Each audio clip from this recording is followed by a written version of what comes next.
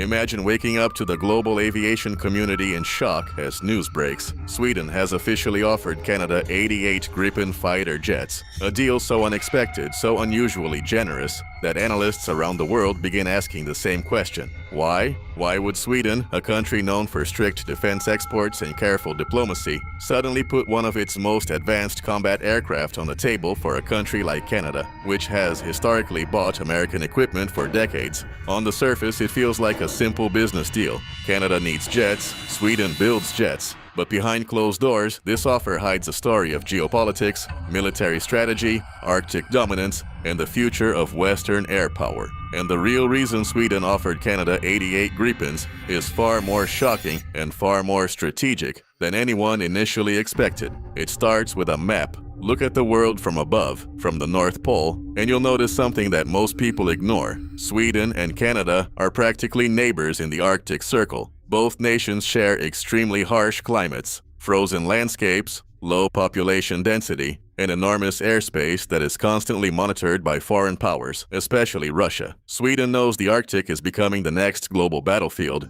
and Canada, despite its huge territory, has been struggling to modernize its air defenses. Sweden watched Canada debate for almost a decade over what fighter jet to choose: F-35, F/A, 18 Super Hornet, even older upgraded fighters. Nothing seemed to move. Ottawa needed jets, but political pressure, budget issues, and American influence kept dragging the decision into endless loops. Sweden realized something important. Canada was reaching a point where it needed a partner, not just a supplier. So Sweden stepped in, but not with a normal sales pitch. Their offer was designed with one purpose: prove that the Gripen isn't just an aircraft, it's a solution. Sweden's defense officials quietly highlighted that the Gripen E is built for cold weather, rapid turnaround times, and short, icy runways. Exactly the kind of environment Canada faces every winter. But that was only the surface-level reasoning. The real plan was deeper. Sweden wanted to create a long-term strategic alliance across the Arctic. If Canada adopted the Gripen, both nations could share training, tactics, logistics, and surveillance across the Northern Hemisphere. Instead of dealing with the United States' expensive and highly controlled F-35 program, Canada would gain far more freedom. And Sweden would gain something priceless: a powerful ally with enormous territory that could help counterbalance growing Russian activity in the north. And it didn't stop there. Sweden also understood that the global fighter jet market was beginning to shift. More nations were looking for alternatives to the F-35, alternatives that cost less, require fewer restrictions, and offer more independence. If Sweden managed to get Canada, the world's second largest country by land area, into the Gripen family, it would instantly change the global perception of the jet. Overnight, Gripen would no longer be seen as a small Air Force aircraft. It would become mainstream. It would become a threat to American dominance in the global fighter export market. But to seal the deal, Sweden made one move that caught everyone off guard. They offered Canada unprecedented industrial cooperation. That included full technology transfer, local assembly, thousands of Canadian jobs, and long-term engineering partnerships. Something the US would never offer with the F-35. Why? Because America likes to keep its technology tightly controlled, while Sweden's philosophy is the opposite: shared development, shared capability, shared strength. However, Sweden's real motive goes even deeper than Arctic strategy or global market competition. Their intelligence agencies saw something alarming. Canada was slowly losing sovereignty over its own defense decisions, becoming almost fully dependent on American systems, American intelligence networks, and American defense approvals. For Sweden, this dependency was a problem, not for Canada, but for the balance of power in the region. An independent Canada means a stronger Arctic defense network. A dependent Canada means one less ally Sweden can rely on during a major crisis. So Sweden crafted the 88 Gripen offer as an escape hatch, a way for Canada to regain military independence without igniting political conflict with the US. And it almost worked. Canadian analysts publicly admitted that the Gripen met more of their requirements than the F-35. In fact, internal reports leaked later showed that the Gripen scored higher in several operational categories, especially cost, running hours, and cold weather performance. Sweden's offer wasn't just generous, it was smart, calculated, and strategically timed. But then, the story takes a darker turn. Pressure from outside powers, intense lobbying from US defense companies, and political maneuvering behind closed doors began to influence the process. Suddenly, the Gripen, despite scoring better on paper, was treated like an outsider. Sweden knew what was happening, but instead of withdrawing their offer, they pushed even harder, because the stakes were far greater than just a fighter jet deal. This wasn't about planes anymore. It was about control of the Arctic. It was about who gets to shape the future of Western air power. It was about two nations, one small, one massive, trying to break free from the gravitational pull of superpowers. And that brings us to the moment the world still debates today. Why 88? Why such a specific number? Why not 60 or 100? The reason behind that number reveals the true nature of Sweden's long game.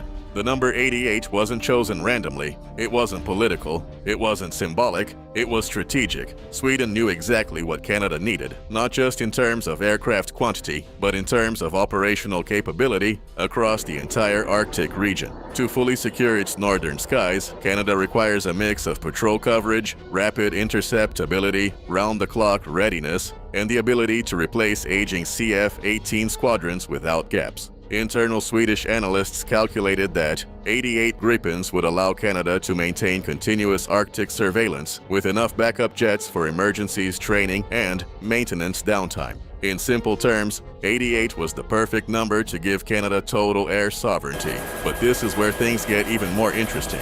Sweden didn't just want to sell Canada planes, they wanted Canada to help shape the next decade of Gripen evolution. The Gripen E is already a powerful aircraft, advanced radar, low operating cost, electronic warfare that can blind enemy defenses. But Canada's geography and unique mission needs could push the aircraft into a new era of development. Sweden envisioned a Gripen North variant, optimized for Arctic missions, long-range patrols, and deep winter operations. If Canada joined the program, both countries would share research, share upgrades, and create the world's first next-generation Arctic fighter. It sounds ambitious, almost too ambitious, but Sweden was serious. They even offered Canada partial design influence and full maintenance autonomy. No foreign approval, no secret black boxes, no locked software. Total control, something unheard of in modern fighter deals. That freedom was one of the biggest reasons the United States became uncomfortable. A Canadian Gripen would mean Canada no longer needed American approval for upgrades, weapons integration, or mission planning.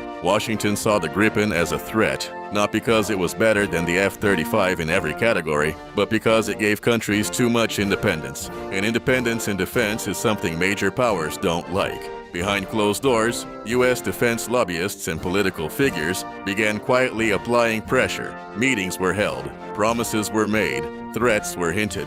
Canada was reminded of shared defense agreements, NORAD commitments, intelligence cooperation, and the risks of diverging too far from the American defense ecosystem. It wasn't an open threat, but the message was clear. Staying aligned with the US would be beneficial. Sweden saw the battle shift. What began as a competition of technology had now become a competition of influence, and what Canada truly had to decide wasn't which jet could fly better, but which alliance vision they believed in. A future tied tightly to the United States, or a future where Canada stands more independently as a northern power. Inside the evaluation teams, a surprising truth emerged. The Gripen E was easier to operate, cheaper to fly, and better suited for Canada's environment. It could land on short, icy runways, disperse to remote locations, and even operate from highways. The F-35, while technologically advanced, required specialized maintenance, expensive hangars, and long turnaround times. Pilots and engineers quietly admitted the Gripen would save billions in long-term costs.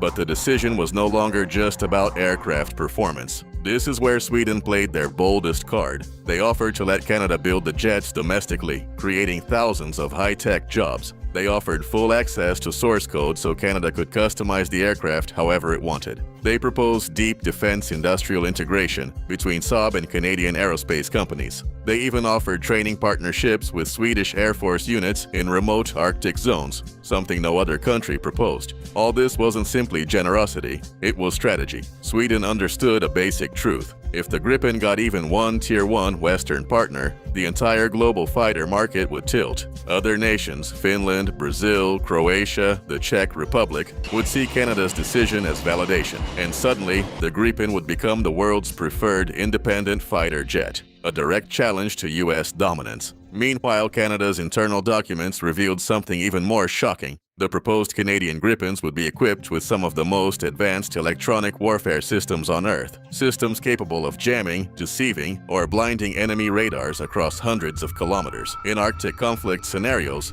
this would give Canada unprecedented control over the electromagnetic spectrum. Sweden's long-term vision was clear: a Canada-Sweden Arctic shield with shared data links, shared satellite intelligence, and joint air patrols capable of countering Russian activity across half the northern hemisphere. A Scandinavian-North American alliance built not on size, but on innovation and independence. But the closer the deal seemed, the more resistance it faced. Some Canadian officials feared angering Washington. Others worried about interoperability. Some simply didn't want to break tradition. And all the while, Sweden watched quietly, knowing that if this deal failed, it would change the direction of the entire Arctic's future. And that's when the final twist entered the story. Information that few outside the defense world ever learned. Sweden had one more secret reason for offering Canada 88 Gripen jets, a reason tied to classified intelligence from the far north. Sweden's intelligence agencies had been tracking unusual patterns across the Arctic for years. Russian aircraft were flying closer to Canadian and Scandinavian airspace than ever before. Unknown radar signatures were appearing at high altitude near the North Pole, sometimes for minutes, sometimes for hours, before vanishing. Surveillance satellites detected new Russian listening stations being built on remote islands in the Arctic Ocean. Something was shifting, and Sweden understood it before almost anyone else.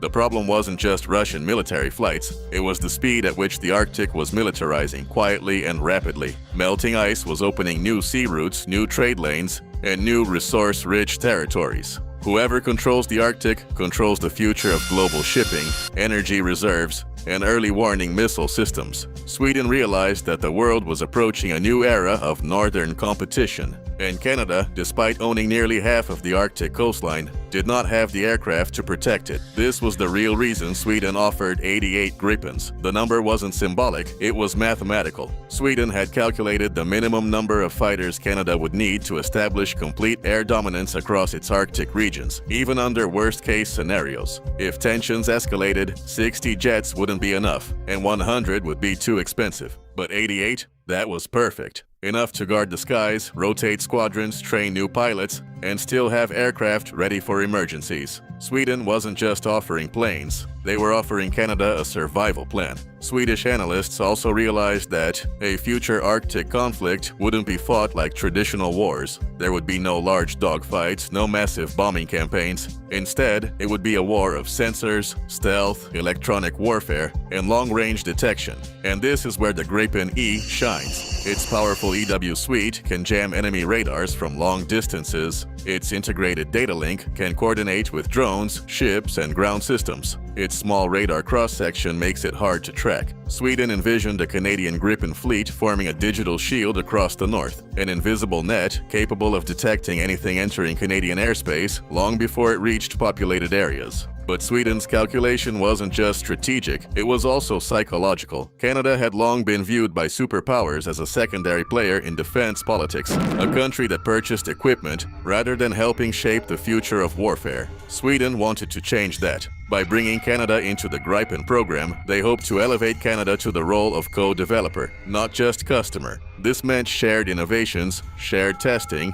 and shared future upgrades. A 20-year partnership rooted not in dependency, but parity. Behind the scenes, Swedish Air Force officers even prepared a classified joint training proposal. The plan included Arctic survival missions, extreme cold flight trials, night operations over frozen seas, and data fusion exercises between Canadian sensors and Swedish aircraft. If approved, these drills would have created the most advanced Arctic air defense cooperation in the world. Canada and Sweden would effectively become guardians of the Northern Hemisphere, a role neither had ever been offered before. But as all this unfolded, the geopolitical chessboard moved again. American officials, concerned about losing influence, increased diplomatic pressure. They emphasized the importance of interoperability with U.S. forces. They warned about delays in certification. They highlighted the risks of splitting from the NATO standard F-35 ecosystem. One by one, Canadian decision-makers began to feel the weight.